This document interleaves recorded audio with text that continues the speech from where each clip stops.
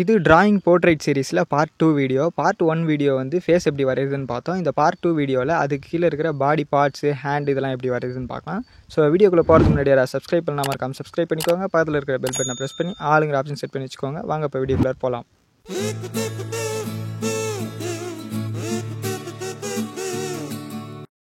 ஒரு போர்ட்ரைட்டில் பாடியோட ஷேப்போடைய அவுட்லைன் பொறுத்த வரைக்கும் நம்ம வந்து அதோடைய சைஸை வந்து தீர்மானிக்கணும்.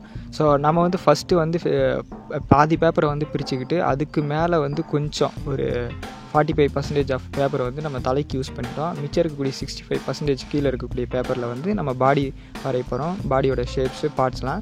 ஸோ இப்போது இந்த பக்கத்தில் இருக்கக்கூடிய வால் இருக்கு இல்லையா, செவரு, இதை வந்து நம்ம ஃபினிஷ் பண்ணிக்கலாம். ஏன்னா நம்ம ஸ்டார்டிங்கில் இது இங்கே தான் வரப்போகுது அப்படிங்கிறது வந்து நம்ம பாதி வரைஞ்சதுக்கப்புறம் பாதி செவரு வந்துடுச்சு. ஸோ இப்போது இந்த ரைட் சைடில் இருக்கக்கூடிய ஹேண்டுக்கிட்ட இந்த பாடியோடைய ஷேப்பு, சைஸ் எப்படி வரணும் அப்படிங்கிறது வந்து நம்ம இங்கே வந்து காமனாக ஒரு மார்க் ஒன்று வச்சுக்கலாம். ஸோ இந்த பாடி ஷேப் வரைகிறப்போ வந்து பார்த்திங்கன்னா அந்த ஹேண்டுக்கிட்ட இந்த லைனுக்கு இந்தாண்டியும் வரலாம், இல்லைனாக்கா இதை விட சின்னதாகவும் வரலாம். ஸோ இது வந்து ஒரு காமனான லைனுங்கிறது ஞாபகம் வச்சுக்கோங்க. இப்போ நம்ம வரைகிறப்போ இந்த ஜாக்கெட்டோடைய இந்த எண்டிங் இருக்குது இல்லையா, ஸோ அது வந்து எங்கே இருக்குது அப்படிங்கிறத மார்க் பண்ணுவோம்.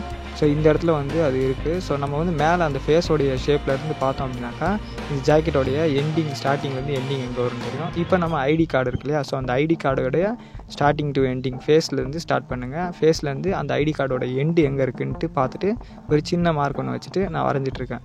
ஸோ இதே மாதிரி ஐடி கார்டோடைய ஷேப்பு, அதாவது அது வந்து ரொம்ப சின்னதாக இருக்கக்கூடாது, ரொம்ப பெருசாக இருக்கக்கூடாது. ஸோ அது வந்து கொஞ்சம் வெளியில் நீட்டிகிட்டு இருக்கிறதால இந்த லெஃப்ட் சைடில் இருக்கக்கூடிய ஐடி கார்டு வந்து கொஞ்சம் அந்த கயிறு வந்து பார்த்திங்கன்னா கொஞ்சம் பெருசாக தெரியும்.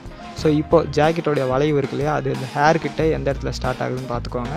அதே மாதிரி அது கர்வ் ஆகி எந்த இடத்துல முடியுது அப்படிங்கிறது வந்து கவனமாக இந்த மாதிரி சின்ன சின்னதாக அதே மாதிரி ஃபேஸ்க்கு நம்ம எப்படி மார்க் வச்சு வரையணுமோ அதே மாதிரி. இப்போது இந்த கைக்கான கேப் இருக்கு இல்லையா, ஸோ இந்த கைக்கான கேப், ஸோ அந்த கை எங்கே ஸ்டார்ட் ஆகுது அப்படிங்கிறது வந்து நம்ம போடுறதுக்கு வந்து ஃபஸ்ட்டு இந்த சாரியோடைய இந்த வளைவான அந்த லைன் இருக்கு இல்லையா, இந்த கர்வ் லைனை நம்ம போட்டாகணும். ஸோ இந்த கர்வ் லைன் போடுறப்போ நம்ம அந்த செவருக்கு வரைஞ்சிருக்கு இல்லையா அந்த கோடு, ஸோ அந்த கோடு பக்கத்தில் இந்த அளவுக்கு கேப் விடுங்க அந்த ஹேண்டு வரைகிறதுக்காக. ஸோ இதை வந்து நம்ம வந்து முடிச்சுக்கலாம். ஸோ இதே மாதிரி நம்ம பாடி ஷேப் வரைகிறப்பவும் இந்த பாதியாக பிரிச்சுக்கணும். பாடி ஷேப்பை பொறுத்த வரைக்கும் ஒரு போர்ட்ரைட்டுங்கிறது வந்து பார்த்திங்கன்னா இவ்வளோ தான் மினிமலாக வரைவாங்க. ஸோ இப்போ வந்து பார்த்திங்கன்னா அந்த ஐடி கார்டோடைய டோட்டல் எண்டு, அதாவது இந்த டோட்டல் எண்டு வந்து எங்கே இருக்குதுன்னு ஃபேஸ் பார்த்து மார்க் வச்சுக்கிட்டோம். ஸோ பார்த்திங்கன்னா இந்த இடத்துல வருது. ஸோ இதே மாதிரி லெஃப்ட் சைடில் இந்த ஐடி கார்டோட கயிறு இருக்குது இல்லையா, ஸோ அந்த கயிறு வரைகிறப்போ லெஃப்ட் சைடில் வந்து பார்த்திங்கன்னா கொஞ்சம் சின்னதாக ஆரம்பித்து கொஞ்சம் வந்து வர பெருசாகிட்டு இருக்குது, ஒரு ட்ரையாங்கிள் மாதிரி. ஸோ இந்த மாதிரி அந்த சைஸ் வித்தியாசத்தில் நீங்கள் வந்து நல்லா நோட்டீஸ் பண்ணி நீங்கள் வந்து அவுட்லைன் போடுற மாதிரி இருக்கும். அடுத்ததாக வந்து ஹேர் வந்து எங்கே முடியுது அப்படிங்கிறத மார்க் வைக்கலாம். இந்த லெஃப்ட் சைடில் நம்ம கை வரைஞ்சோம் இல்லையா, அந்த இடத்துக்கிட்ட இருந்து மார்க் வச்சிங்க அப்படின்னாக்கா அந்த ஹேர் எங்கே முடியுது அப்படிங்கிறது வந்து நமக்கு தெரியும். மார்க் வச்சுக்கிட்டு அப்புறம் அந்த ஹேரோடைய லைன்ஸ்லாம் எப்படி போகுது, என்ன போகுதுங்கிறத வந்து நல்லா ஜூம் பண்ணி பார்த்து வரைங்க. கொஞ்சம் அந்த லைன்ஸ்லாம் போடுறது கொஞ்சம் கஷ்டமாக தான் இருக்கும் எனக்கு தெரியும். பட் இருந்தாலும் நீங்கள் இது வந்து பொறுமையாக நீங்கள் டைம் எடுத்து போட்டிங்கன்னா தான் உங்களுக்கு அந்த ரியலிஸ்டிக்கான லுக்குக்கான அந்த அவுட்லைன் வந்து உங்களுக்கு கிடைக்கும். நீங்கள் எந்த அளவுக்கு அவுட்லைனில் கவனம் கொடுத்து அவுட்லைன் போடுறீங்களோ அந்தளவுக்கு வந்து உங்களோட ட்ராயிங் வந்து ஃபினிஷிங் செட்டப் பண்ணுறப்போ பார்க்குறதுக்கு சூப்பராக இருக்கும். ஸோ நம்மளும் இந்த ட்ராயிங் ஃபினிஷ் தானே பண்ண போகிறோம். ஃபினிஷ் பண்ணதுக்கப்புறம் எப்படி இருக்குங்கிறத நீங்கள் பார்த்துட்டு சொல்லுங்கள். ஸோ இப்போது நம்ம அந்த கைக்கான அந்த ஷோல்டர் இருக்கு இல்லையா, ஷோல்டருக்கான அந்த ட்ராயிங் அவுட்லைன் போடுறப்போ இப்போ நான் முன்னாடியே சொன்ன மாதிரி இந்த லைன் வந்து வெறும் ரஃப் தான். பார்த்திங்கன்னா நான் சொன்ன மாதிரி இதுக்கு மேலே இந்தாண்ட தாண்டி வருது ஹேண்டோடைய பார்ட்டு, அந்த ஷோல்டரோடைய அந்த லைன் நம்ம வரைகிறப்போ உங்களுக்கு தெரிஞ்சிருக்கும்.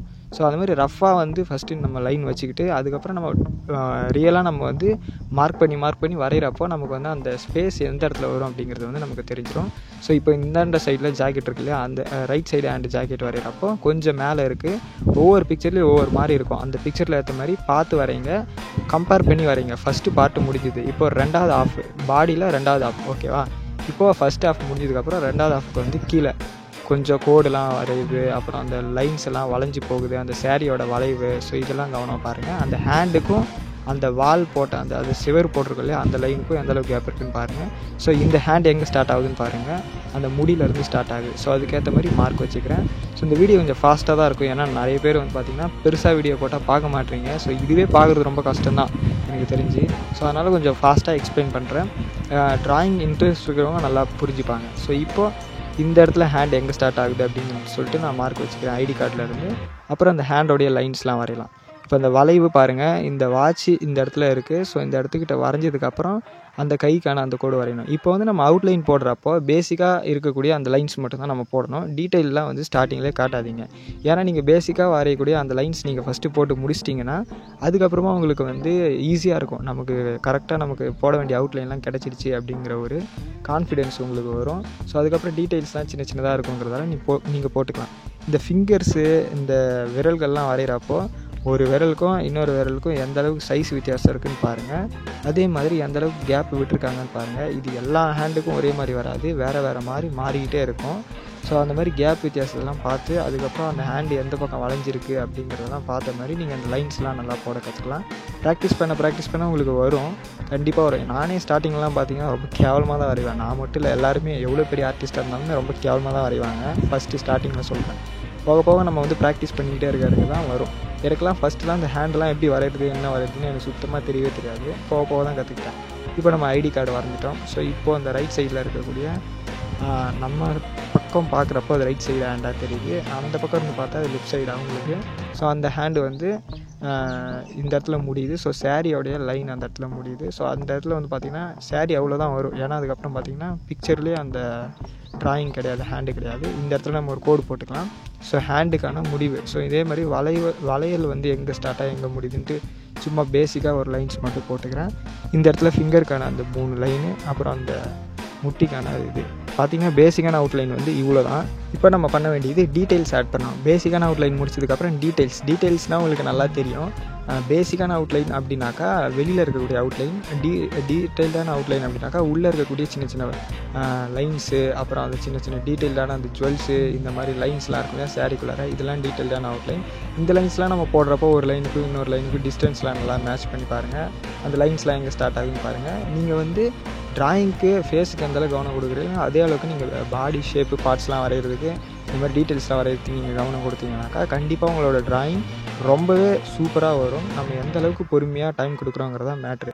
அவுட்லைனில் டீட்டெயிலெலாம் கொடுத்து முடிச்சதுக்கப்புறம் கிடைச்ச ரிசல்ட் வந்து இது. ஸோ அடுத்ததான் நம்ம என்ன ஃபைனலாக பண்ணுவோம், அவுட்லைனை டார்க்னஸ் பண்ணுவோம். டார்க்னஸ் பண்ணதுக்கப்புறம் நமக்கு கிடைச்ச ஃபினிஷிங் டச் வந்து இது.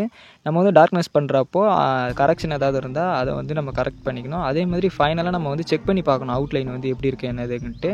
ஸோ இதை வந்து நான் ஃபுல்லாக போடுறேன். ஸோ ஃபுல் பிக்சர் வந்து பார்த்திங்கன்னா இதான் நம்ம ஃப்ரேமில் செட் ஆகலை. பிடிச்சிருந்துச்சின்னா ஒரு லைக் ஒன்று போடுங்க. அடுத்த வீடியோவில் சந்திக்கிறேன் ஒரு நல்ல வீடியோவில்.